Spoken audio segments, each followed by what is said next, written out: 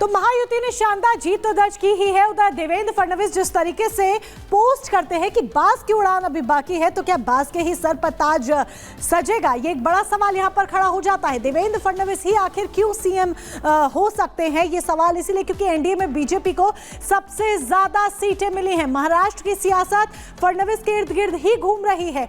और देखिए, महाराष्ट्र बीजेपी में देवेंद्र फडणवीस का कद सबसे ऊंचा है। पहली बार 2014 में महाराष्ट्र की सत्ता पर काबिज हुए थे देवेंद्र फडणवीस। महाराष्ट्र बीजेपी का अध्यक्ष रहते हुए पार्टी को उन्होंने ही जीत दिलाई थी। 2019 में भी देवेंद्र ने ही बीजेपी को जीत दिलाई थी। इस बार भी महायुति की जीत में देवेंद्र फडणवीस का एक बहुत अहम रोल है, बड़ा रोल है। अजीत पवार, एकनाथ शिंदे को साथ लेकर वो चले कि किसी भी तरह का डिसबैलेंस ना हो। सीट बंटवारे को लेकर एनडीए में उन्होंने ही तालमेल बिठाया और सीएम पद से ज्यादा पार्टी को ऊपर रखा। डिप्टी सीएम रहे तब भी पार्टी उनके लिए ऊपर रही। महाराष्ट्र और दिल्ली में समन्वय बरकरार रखा, एक बैलेंस मेंटेन रखा देवेंद्र फडणवीस में महाराष्ट्र और दिल्ली के बीच में। इस बीच आपको बड़ी अपडेट ये भी बता दें, एक तरफ देवेंद्र फडणवीस के सीएम फेस को लेकर चर्चा इसलिए भी और ज्यादा तेज हो गई है क्योंकि फडणवीस आज दिल्ली आ रहे हैं। बड़ी खबर, फडणवीस आज दिल्ली आ रहे हैं और बैठक का दौर देखा जा सकता है। दरअसल प्रधानमंत्री नरेंद्र मोदी, गृह मंत्री अमित शाह से मुलाकात देवेंद्र फडणवीस करेंगे। इसके अलावा यह भी माना जा रहा है जेपी नड्डा से भी उनकी मुलाकात हो सकती है। महाराष्ट्र में महायुति को प्रचंड जीत मिली है और जिस तरीके से बीजेपी ने ये प्रचंड जीत हासिल की है, उसके बाद सीएम फेस को लेकर जो चर्चा हो रही है उसमें देवेंद्र फडणवीस का नाम सबसे आगे है। और वैभव हमारे साथ दिल्ली से लाइव जुड़ चुके हैं। वैभव, आज महाराष्ट्र की सियासत का केंद्र दिल्ली रहने वाला है। कितने बजे देवेंद्र फडणवीस आज पहुंचने वाले हैं दिल्ली, क्या जानकारी?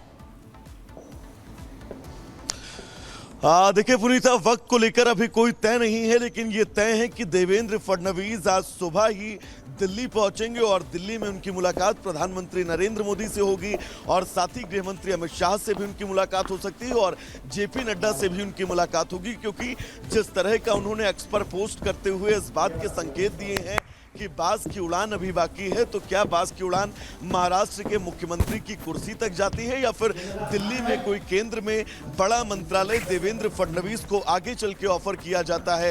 ये कहीं ना कहीं से भविष्य के गर्त में ही छिपा हुआ है, कुछ भी कहना, क्योंकि सुनियोजित बीजेपी के अंदर कुछ भी नहीं होता है। अब जब महाराष्ट्र में शानदार जीत महायुति को मिली है, शानदार जीत के पीछे क्योंकि शिंदे वर्तमान मुख्यमंत्री हैं, आज वो अपने मुख्यमंत्री पद से इस्तीफा दे सकते हैं।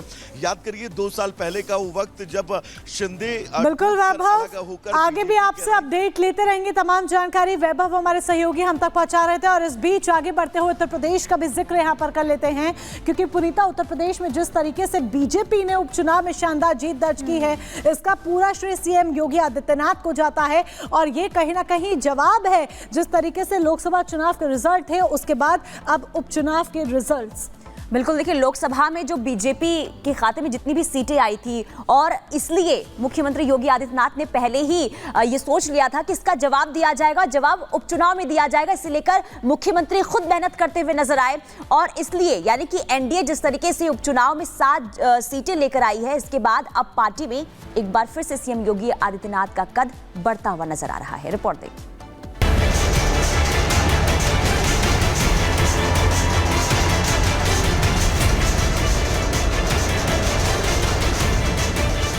इसका श्रेय देश के यशस्वी प्रधानमंत्री आदरणीय श्री नरेंद्र मोदी जी के नेतृत्व को, उनके मार्गदर्शन को जाता है। भगवा लहर, विपक्ष पर कहर, बीजेपी पर भरोसा, जीत का डंका। यूपी उपचुनाव में एनडीए की जीत और इंडी गठबंधन को मिली हार, यानी जनता के बीच हुई परीक्षा में एनडीए पास हो गया और इंडी गठबंधन फिर से फेल साबित हुआ। 9 विधानसभा पर हुए उपचुनाव में एनडीए को 7 जबकि इंडी गठबंधन को महज 2 सीटें ही मिली। उपचुनाव में बीजेपी को मिली प्रचंड जीत के हीरो एक बार फिर से योगी ही बनकर उभरे। यूपी को योगी पर भरोसा, यूपी में योगी हिट है, यूपी में योगी ही उपयोगी। उपचुनाव की 9 सीटों के रण में योगी के नेतृत्व में बीजेपी ने अपनी सारी ताकत झोंक दी थी। योगी ने चुनाव की कमान खुद अपने हाथों में ले रखी थी। प्रत्याशियों के चयन से लेकर उनके प्रचार के लिए योगी खुद मैदान में थे सभी सीटों पर योगी ने जाकर बीजेपी के लिए वोट की अपील की। दूसरी तरफ अपने मंत्रियों को भी जिम्मेदारी तय कर रखी थी। चुनाव के ऐलान से पहले ही योगी ने मंत्रियों को उनकी विधानसभा सीट फाइनल कर दी थी, जिन पर उन्हें गली गली घूमकर प्रचार करना था। योगी की इस चुनावी रणनीति का असर ईवीएम से निकले नतीजों के रूप में दिख रहा है। 9 विधानसभा क्षेत्रों में ये चुनाव हुए हैं और ये पूरे प्रदेश में फैले हुए विधानसभा सीट्स हैं। भारतीय जनता पार्टी गठबंधन ने 7 सीटें जीती हैं। इस ऐतिहासिक विजय के लिए इसका श्रेय देश के यशस्वी प्रधानमंत्री आदरणीय श्री नरेंद्र मोदी जी के नेतृत्व को, उनके मार्गदर्शन को जाता है। इन चुनावों ने साबित कर दिया कि यूपी की जनता को भी योगी आदित्यनाथ पर यकीन है। योगी के बटोगे तो कटोगे के नारे को भी जनता ने सराहा। यूपी से निकले इस नारे की गूंज इस समय पूरे देश में सुनाई दे रही है। सिर्फ यूपी ही नहीं बल्कि हरियाणा से लेकर महाराष्ट्र तक की जनता इस नारे पर अपनी मुहर लगा चुकी है। दूसरी तरफ योगी सरकार के खिलाफ माहौल बनाने की अखिलेश यादव की कोशिशें बुरी तरह से खारिज हो गई। देश की जनता नकारात्मक राजनीति को, बांटने वाली राजनीति को पूरी तरह खारिज कर चुकी है। इसीलिए हम कह रहे हैं कि बटेंगे तो कटेंगे, एक रहेंगे तो सेफ रहेंगे।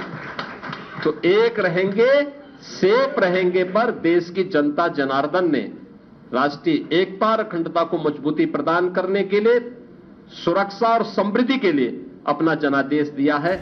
सीएम योगी ने कुंदरकी सीट का विशेष तौर पर जिक्र किया और कहा कुंदरकी में राष्ट्रवाद की विजय है। कुंदरकी पर भारतीय जनता पार्टी की विजय या राष्ट्रवाद की विजय है, विरासत और विकास की विजय है। हर व्यक्ति को अपनी जड़ और अपनी मूल की याद आती है और मुझे लगता है कि जो लोग कभी भूले भटके रहे होंगे उन सबको, किसी को अपना गोत्र याद आया होगा, किसी को अपनी जाति याद आई होगी। धन्यवाद। और विरासत पर ये विजय विरासत की विजय है और कुंदरकी की ये विजय बताती है कि आने वाले समय में समाजवादी पार्टी कहां जाने वाली है। उपचुनाव के नतीजों ने जहां बीजेपी के बुलंद इरादों को दिखाया, वहीं विपक्ष की हताशा और निराशा को बढ़ा दिया है। कमी कोई नहीं रह गई है। कमी इस बात की रह गई है कि शासन और प्रशासन का जो एक्शन रहा, मैं समझती हूँ कि और जो कुशासन रहा मतदान वाले दिन, कमी यहाँ रह गई है। जो तांडव पुलिस का हुआ है, अन्यथा हमारी सारी सीटें जीत रही थी और इस बार का चुनाव कोई बीजेपी कार्यकर्ताओं की क्षमता नहीं थी लड़ने की हम लोगों से। पुलिस ने तांडव करके चुनाव लड़ा है, नहीं तो सभी सीटें हम जीत रहे थे। मीरापुर और कुंदरकी में क्या हुआ आप सब जानते हैं और वोट डालने के लिए किसी को आने नहीं दिया और जितना पुलिस फोर्स यूज कर सकते उसको किया। लेकिन इसका जो परिणाम है, जो जनता का जवाब है, वो 2027 में जनता जवाब देगी। विपक्ष